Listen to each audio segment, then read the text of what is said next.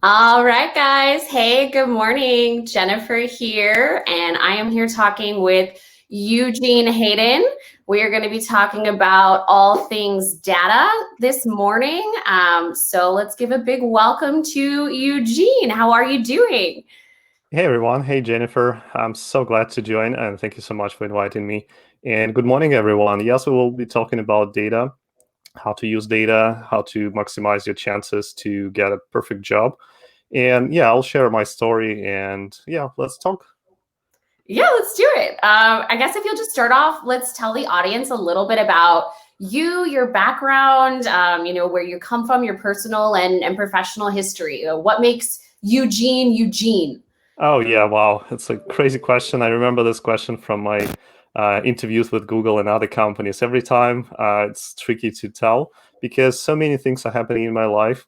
You see Canadian flag behind my back, so for me, self-identification was a big challenge and issue. So I wasn't born in Canada, but I decided to become Canadian, and yeah, it's worth it. So for my personal story, it was a moment of truth when I decided to change my citizenship. I was born in Eastern Europe. I spent my life working in different locations. My professional life started with BCG in Germany, yeah, with beautiful office in Düsseldorf, and then I moved to um, Moscow, Russia. I spent 2 years working in the office there, and then moved to London, UK, and then from London, UK, joined Google. So it was crazy. So at Google, I traveled to 16 different offices, and I can tell you more which one is the best. And now I landed in Canada in 2017, and I pretty enjoy my life and what I'm doing. And you probably know me because of recent activity. Starting from April this year, I started helping people within my network, and then just expanded. I'm trying to help people with resume reviews to maximize their chances, to optimize everything for ATS, and supply perfect candidates for amazing companies. So this is what I'm doing. That's amazing, amazing. And so you said you've been to 16 different Google offices. That's really, Yeah, I would be curious to hear which one is your favorite since you've been around so much. I can't tell which one is the best. I can give you top three that I really love. So I think number one is LA in Santa Monica. So this is amazing office.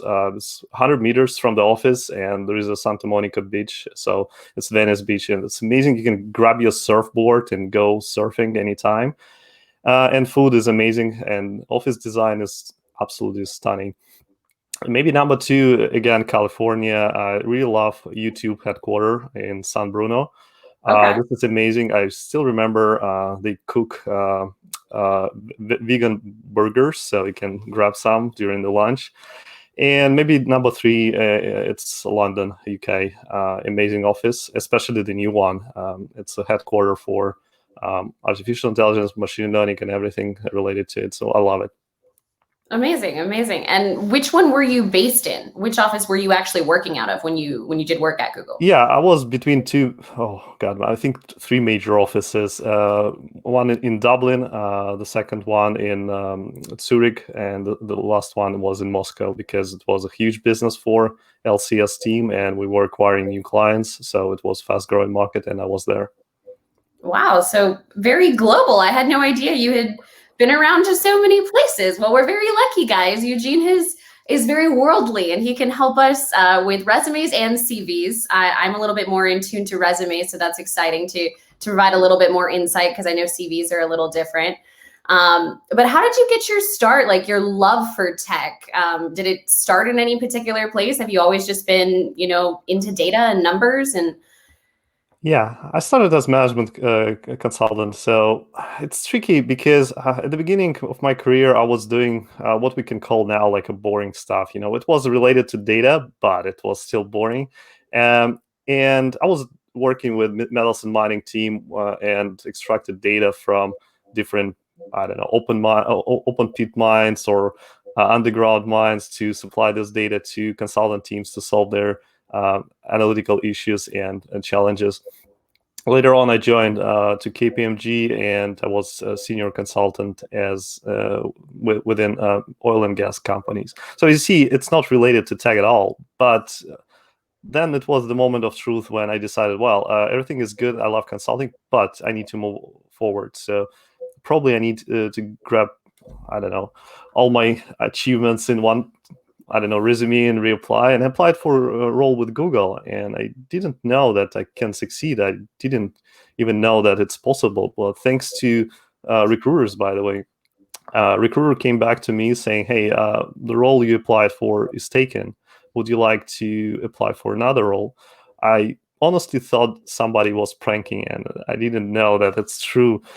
But the person took initiative and showed my resume to Googlers, and the team was looking for a person for 8 months, I guess. And they invited me for 4 interviews. And this is how I started my tech career. I started learning about Google from the inside, let's say, about all these products, about all these amazing people, and I really love this. I still love it. So I'm so glad that we have this conversation today. I think we will talk more about Google. Yeah, yeah, definitely. We'll talk a little bit more about that later. But I guess if you want to talk about what you do now, your role, and then maybe a little bit about your side hustle, Prometheus, and what you do there, and how we can introduce job seekers to that, because I think it's just such a valuable resource for them. Yeah, as for my current role, I'm working full time, and I'm also a full time student, and I do all these side projects. It's a crazy moment of my life. As for my professional life, I'm working as a manager in data analytics for Canadian Cancer Society. So I decided to dedicate myself for nonprofit companies, my first nonprofit experience. And I was absolutely amazed by the team. So the team is incredible, so really professional, and we do meaningful work. We use data to treat cancer and save people, and we also support people to and organize all these events for them and families. So, and I think I'm happy about my work right now, and it's amazing. And the second thing is, you mentioned that Prometheus Labs, it's one of my projects that I started to use data and build a way of hiring database. And 60 different volunteers were involved into this project. So I just want to say kudos to all these people and appreciate their work.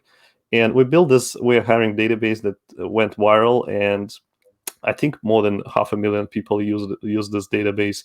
So yeah, there are more products that we produced and personally I did, and I will be happy to share more about them and what can you use to maximize your chances. Yeah. And so how exactly did that start? Are you doing the resume reviews like on your own, or is that through Prometheus sort of? No, it's my personal project. So it started really funny. And I was thinking about what exactly I can do as a person to impact positively all people from my network. So I figured out that the biggest challenge and problem that many people are trying to solve is to understand, is this resume that I have, is it good enough for ATS? Is it good enough for recruiters' eyes? So just using and utilizing my experience from I don't know, I built many resumes during my life, and I just wanted to help these people and impact them positively. So I suggested, well, let's do resume reviews. Why not? And I was absolutely astonished by the number of people who wanted to join the first resume marathon. We had 587 applications, so it was incredible. And I spent 2 weeks. I just canceled all my activities for weekends and evenings and tried to fit this amount of time into my day-to-day job and study. And yeah, so it was crazy. And but originally the idea, I think it came from, I mean, at the beginning of this year, I noticed one Googler, Andrew Echevarria, he posted. He had at that moment he had 10,000 followers, and he posted something like, "Hey, I will review your resume for free." And I figure out, well, this guy is crazy, because if 10,000 people will react that we want to, I don't know, to send our resumes for reviews, you will receive many applications. But I think he has a really high level of Googliness. This is why he helped all those people. And this idea came to my mind, well, why not to start the same wave? Maybe we can help people together and many other people will join us. And this is how we can increase chances of applicants. And this is how we can have personal impact on every person. Right.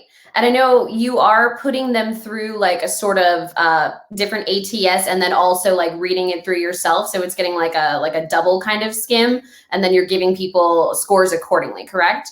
Yeah, this is correct. So I'm using multiple tools, and the thing is, you can actually find many of them on the web, but the key factor is I use still my eyes and my knowledge about how people perceive information, what they exactly want to see in resume. The first marathon was about basically, I didn't involve any ATS during the first marathon. I didn't give any scores, and it was like pure resume review. I spent maybe 5 minutes per each resume. And I reviewed all of them and provided feedback. Initially, it was video feedback, but then I figured out, well, it's really time consuming, and I will end like maybe in 3 weeks reviewing all this resume, and people are waiting for me and my reply. And I started doing like, I don't know, I segmented all these resumes by factor, like 1 page, 2 pages, and started recommending things that are relevant for each category. And yeah, for the second round, for the second marathon that I'm doing right now, it's more related to data. And I use ATS, I use word cloud, I use semantic analysis and everything. So I hope those who applied and send me your resumes, you'll be happy to see the results. Yeah, that's awesome. Is these ATS systems you use, is this something that's accessible to anyone that they could potentially run their resume through if they'd like to? Or is this like a software or something you pay for? Not really. It's expensive subscription that I'm using. So I understand that people can't afford for single resume check to use this system. So for me, so I just paid a lot to have this access. And the thing is, since I have this access, I can check multiple resumes, and this is what I'm doing. So this is aligned with my strategy to help people, and this is a good utilization of software that can analyze. Yeah, if you're interested in all those things, I will keep posting and share my experience using different cloud of words or semantics or ATS system. Just follow my content. I will be happy to share more details. Yeah, of course. I love that. And for those of you just joining, or for those of you who didn't catch that, like Eugene has been reviewing like hundreds of resumes. This second batch that he's doing, this second resume review marathon has, I think I saw on your post, like 700 something, 780. Oh yeah, this time we had more resumes, so it's maybe 34% more than before. It's more than almost 800 actually. Yeah, I'm so amazed because it shows me that people trust my opinion and they want to get the score and my recommendations how to improve it. So I'm so happy that you sent me all these resumes. And yeah, it will take some time, but this is the meaning of this marathon. So I dedicate myself, my experience, and my time to help you guys. And that's amazing. I honestly, I applaud you. It's the first thing, one of the first things I saw you post on LinkedIn was about the first marathon. And it was what made me want to follow you on LinkedIn and what originally connected me to you, because I was just like, what a great guy, like just taking all this time. So I think it's absolutely incredible.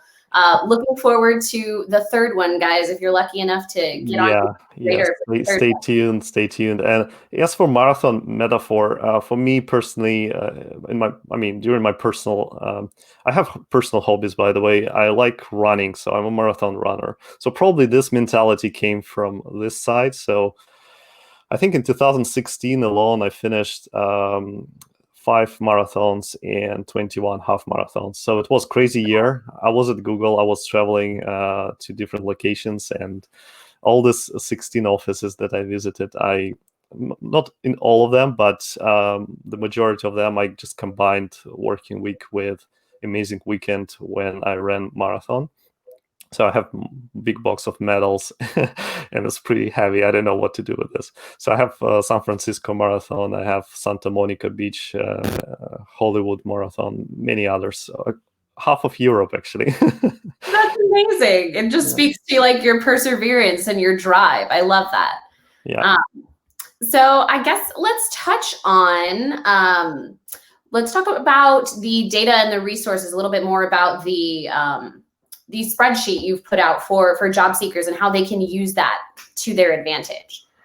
Yeah, I'm using Google Data Studio, and I use Data Studio to accumulate information from different sources, mostly public sources. I mean, and we scrape public data to organize this spreadsheet at the beginning. And spreadsheet was around maybe 1,000, 2,000 records at the beginning. And it went viral because people didn't expect to see hiring managers, because the idea behind it, we have recruiters. Recruiters are amazing, but there are so many candidates who are applying for roles, and they are bombarding recruiters with messages, and recruiters can't simply answer all these messages, even if they want to. And the idea behind it is just to create a system that we can utilize. For example, we can broad network of hiring managers who are hiring, let's say, manager, directors, and above. They're looking for candidates constantly, and some of them are saying we are hiring. And you can use this tag on LinkedIn or on the web to identify people who are open to discuss opportunities. And once you build this relationship with these people, you can ask for a referral, and referral will help you to get what you want. And, probably, I don't know, real numbers, I have no idea, but I heard that 80% of the market is hidden. It's like we see only tip of the iceberg, and 80% of roles around it are hidden. It's just because hiring managers they're hiring, they have this idea who exactly is an ideal candidate. They don't even advertise the role. They're trying to utilize network first, and if they fail, only then it goes online. So just think about it. Utilize this list of connections. So now it grew from 2,000 records to 12,000 records. It's called We're Hiring Database, and you can find this database on my website, which is eugenehayden.com. So yeah, just let me know what you think about it, and if you have any questions, just let me know too. Yeah, it sounds like an amazing resource. I've clicked into it myself. So to me, it kind of sounds like you're almost cutting out the middleman then, kind of taking the recruiter out of the equation, and this kind of allows job seekers to go directly to a potential hiring manager who's potentially interested to sort of network more directly, which I think is really Actually, not really. I don't cut exactly. Okay. The thing is, recruiters are still in the system, and actually, recruiters play incredible role and amazing role in this system, because hiring managers, they still focused on the work. They don't have the capacity, time, or maybe expertise to do what recruiters do. So the thing is, through referrals, we can highlight relevant candidates and help all parties. So this is win-win situation for everybody. Hiring manager can find the person who is ideal for this role, refer this to recruiter, that will save time for recruiter and energy and everything. So it looks like a backdoor for applications, and recruiters will be happy because they can start working with relevant candidate that is good for this specific manager because they had a chat or conversation, etc. And yeah, just minimize the noise, reduce risks, and etc. So recruiters, they play a crucial role, and I don't want to underestimate their role in the system. And I'm pretty sure the system, my We Are Hiring database that we built with Prometheus Labs, it doesn't harm to anyone. So it's pretty good organic thing that can be used by hiring managers, recruiters, and candidates. Yeah. And I think you touched on this a little bit earlier, but I'd be curious to hear a little bit more about how you went about compiling the database and sort of like creating this resource. Yeah, creating this resource is a mystery. I don't share algorithms that I use, but I can tell you that I have, let's say, ethical hacker mentality. So I see breaches that I can use, and I don't touch any private information. So I use public data. I can scrape data from Google and LinkedIn. So, I mean, of course, Google and LinkedIn, they apply certain, let's say, constraints, how much you can scrape in one session, etc. So this is probably why I needed 60 people to build a database, because it's crazy. But actually, we automated many processes, so we don't need to use 60 people anymore. So one person can do this now. So yeah, I mean, I'm scraping data. I do it ethically. I respect privacy and everything. I don't touch anything that is not allowed or which is not illegal. And so yeah, I built this using algorithms. If you're interested, I use Python, and I also use several good examples of software that can scrape data from the web, so from pages. Yeah, and yeah, this is how it was built. Okay. Well, yeah, I can see how that would take a lot of people to gather all that data. So it's great that you have that sort of team to back you up. And so I guess let's talk a little bit more about resumes and data specifically in regards to resumes. So when you're editing these resumes and from your, sort of data analytic perspective, what kind of data do you think is most valuable for job seekers to be using on their resume and to include? I think the most number one important factor is just to be relevant. So many applicants, they don't have opportunity to have interviews because for some reason the information from their resumes is not relevant for this specific role. Just to make sure that you check word cloud, semantics, and I don't know, ATS score, and just to make sure that you can tell a good story using your resume and it's relevant for this role. If it's not relevant, recruiters, you can tell me more about your experience. Basically, if it's not relevant, you just skip resume. You don't, I don't know, spend time figuring out, well, only if this is a really good candidate, you can figure out, let's say, there is another role, I can offer you another role. But in 99% of cases, recruiters can't go beyond this, because if you apply for this role and it's not 100% match or perfect fit, you just move forward, because there are so many candidates. Market is so saturated. And being relevant, and nowadays it means deal with computers, actually, because all this initial processing, screening, etc., it goes through ATS. Many companies, Google, including Google, companies still investing time into manual review, and many recruiters, it's likely to happen that they will see your resume for at least 20 seconds to figure out who you are, what you do, etc. But the majority of other companies, they don't really have capacity to review all these resumes. So they have settings in ATS that can filter out, using different parameters, all these irrelevant resumes. So I'm helping people to be relevant. So just to avoid typical mistakes, use proper format, and tell your story using bullet points. So this, let's say, ATS score and all this information that I can extract from different software products, it helps to optimize resume to be more relevant, to get more chances to get into your dream company. So this is what I'm doing and how I use my data. Yeah, no, that's great. And how do you, for someone, because I do have some followers, I think, who aren't as familiar with ATS systems. So what would you say, like, wording wise, or how can they make their resume stand out to the ATS system in your opinion?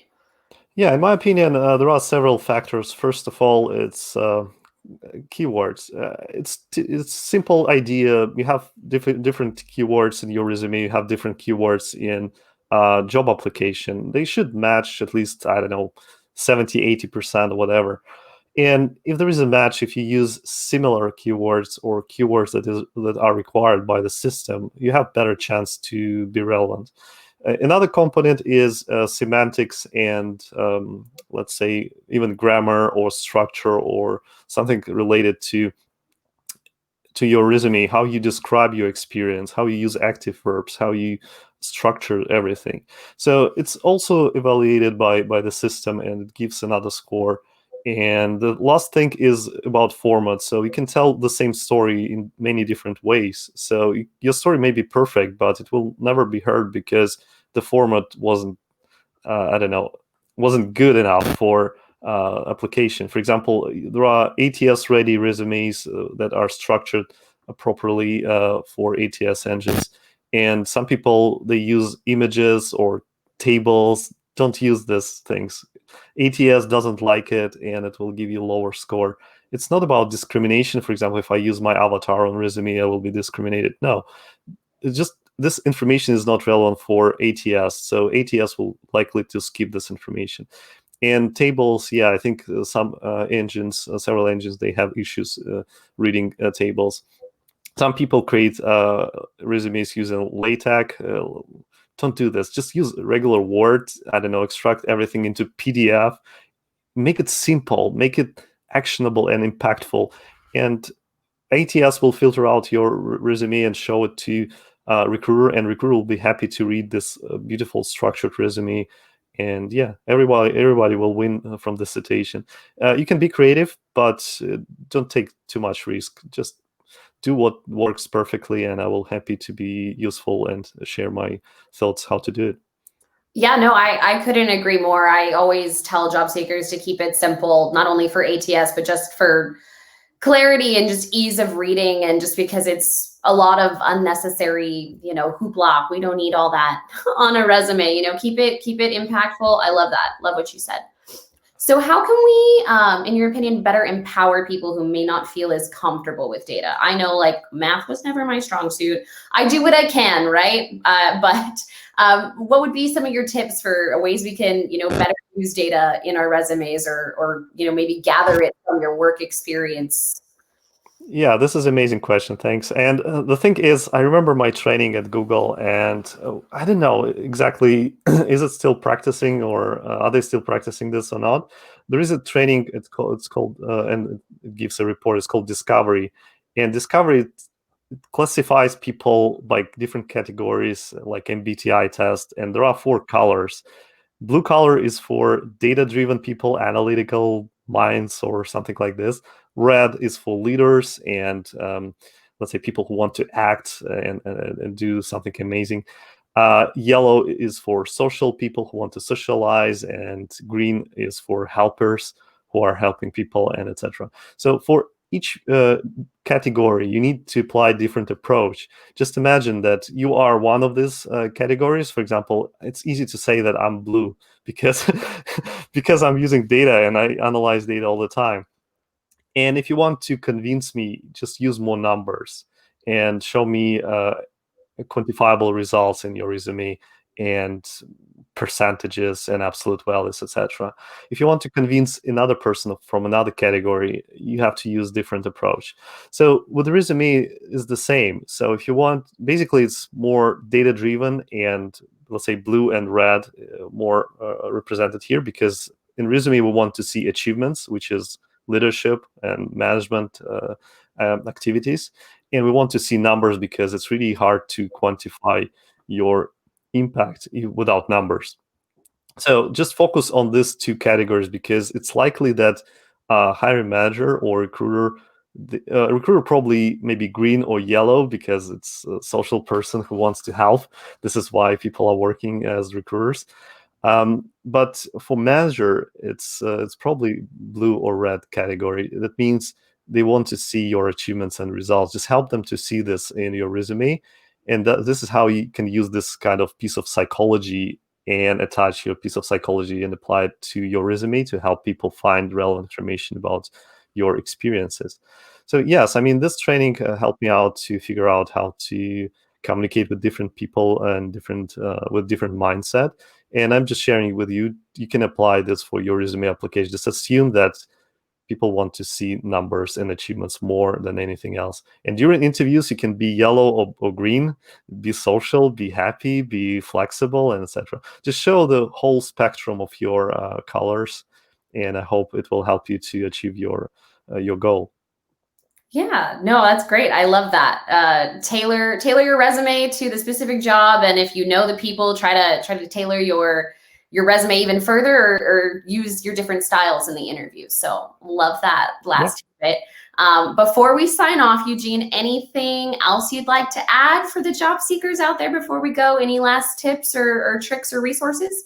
Yeah, I want to say to everyone who's applying right now, who's struggling, and it's a challenging time for everybody, guys and girls. And the thing is, you're not alone. So there are many helpers, there are many people that we do this for free. We want to maximize your chances. The key idea here is everyone wants to have a meaningful, actionable, let's say, active network. We want to help you because I personally I believe that something that I couldn't achieve in my life due to my failures or mistakes, you can do. And I want to share my knowledge and experience to help you out and achieve your goals and dreams. And I'm pretty sure there are many other people I want to mention. For example, Austin Belsak, he created this amazing Cultivated Culture project, and he is working for Microsoft. He is an amazing helper, and I really like reading his materials. Maya Grossman, she published recently her amazing book. It's called Invaluable. Just find it, buy it on Amazon, read it. It's an amazing story. She's also a Googler, and she's an amazing person. Just highly recommend it. One Salting Project, you know about this. Cherry and Jonathan are amazing people. Just follow people who will make you better as a professional, as a person, and learn from them. 2 years ago, I didn't have this opportunity. I was so frustrated on the market. So even after Google, I failed to find my dream job, but I didn't fail as a person. I learned many lessons. I want to share with you and give you what I didn't have. This is what I want to say, you guys and girls. And just be positive. You're not alone. Failure, it's temporary. Just overcome this obstacle and enjoy your future dream job, and just be focused and walk forward all the time. I love that. So much positivity. Well, thank you so much for being here. Guys, check out Eugene's LinkedIn page. Check out his link to Prometheus Labs. Check out all those amazing resources he spoke of. You can't find them, feel free to message me. I can send you the link to where they're at. But he spent all this time, and all these people helped compile these amazing resources. So take advantage. And thanks so much for being here, Eugene. This was so great. Yeah, thank you, Jennifer. I'm so happy to be here, and thank you everyone who joined this call. And yeah, let's stay in touch and be friends and enjoy this life. Cheers. Have a great Tuesday, guys. Bye. Yeah, cheers.